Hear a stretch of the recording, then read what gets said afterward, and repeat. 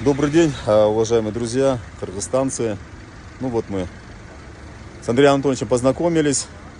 У нас, дай бог, вот человек очень идейный, мне понравился. Вообще, честно говоря, вот больно, очень больно и обидно, и стыдно вот за нас, кыргызстанцев, которые вот, в основном местные жители ссорят же возле озера. А вот такие вот патриоты приезжают и помогают.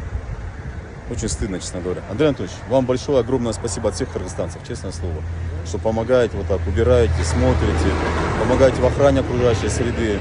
Я думаю, у нас вот сейчас мы переговорили, совместные те планы появились, совместные задачи и так далее.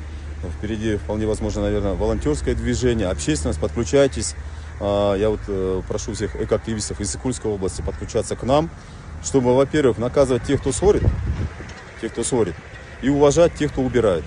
Так что я думаю, всем нам нужен мир созидателей, а не разрушителей. Правильно, Андрей Анатольевич? Берегите себя и природу.